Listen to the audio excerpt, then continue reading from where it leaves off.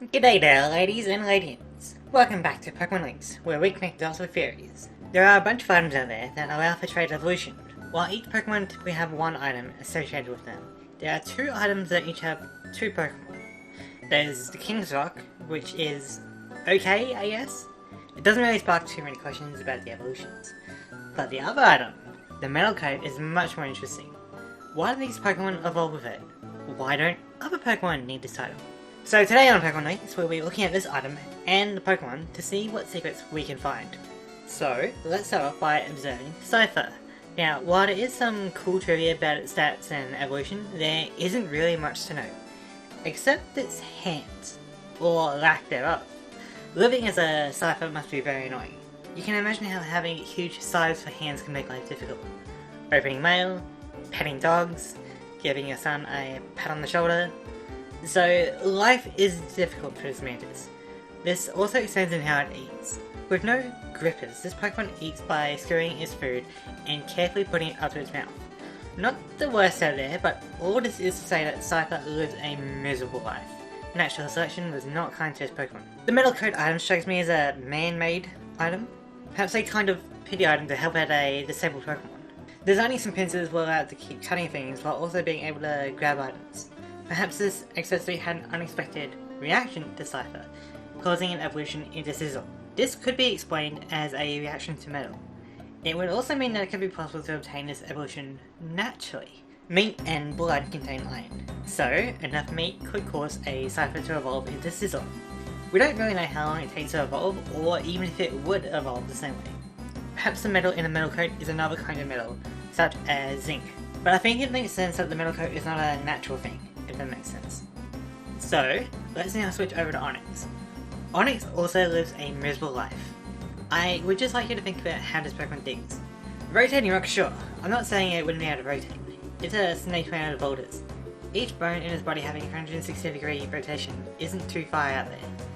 But, it's Onix's head that concerns me. This horn isn't designed for digging.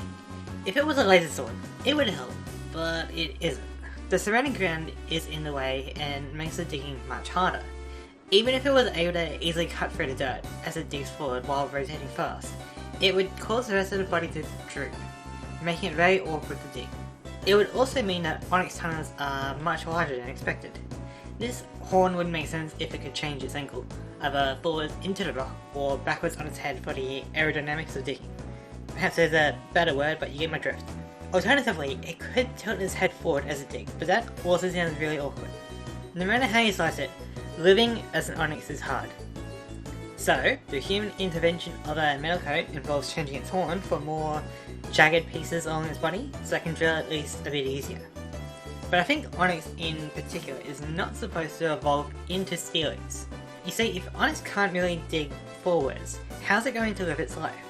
The answer is that it digs backwards. What if the tail was a drill, and that's how it digs? Well, we still get a problem with its horn, so let's think differently. To make the most of its body, Onix would only really dig one hole. From the surface, Onix digs down, each boulder making the hole a bit more spacious and easier for the body. But the head of Onix is reserved for the surface. The horn is used for the final part of the column, resembling a sand pit. So, this Star Wars creature survives by eating whatever comes into its pit, which also means that it may need to live for a long time while submerged. The time on the ground causes the minerals to harden, resembling a coat of metal, different than Steelix. It just takes so long that human intervention is much more likely to occur. So, then the question becomes, why do these Pokemon react to metal in these ways? Why doesn't a Pokemon like Pineco need a Metal Coat to evolve? What is the connection between these two Pokemon? The answer is that they are related. Crazy, I know. Here we have Onix. Nothing too crazy, but now here is Weedle. Now there is a fair amount of similarity, right? A few differences, sure, but there is a connection. Now look at Cypher. It doesn't look like Weedle, but here's an image of Kakuna. Notice the little arms and how they are scythe-like? The weapons for arm design can also be found in Beedrill. So these three families are tied together by an ancestor Pokemon. You can imagine that a rock bug Pokemon could diversify in different situations. A mountainous terrain where food is sparse and the terrain is hard would require large Pokemon that can tear through rock and survive for thousands or millions of years to be needed. Or, what about a forest where birds are common? Developing some poisonous glands in self-defense isn't too bad, right? A grasslands where there are fast Pokemon with no durability would encourage a speedy bug with blades that can easily hunt down its prey. It also helps that one of Cypher's evolutions is a rock bug, helping to tie in ancestral DNA. So finally, what does this mean? It means that Onyx is still a baby, Beedrill could possibly react to a metal coat, and that Cypher came from a rock and returns to a rock. This theory is pretty far out there, but I think it might just be plausible. Let me know what you think in the comments below. I would like to thank you for watching. I'll see you later.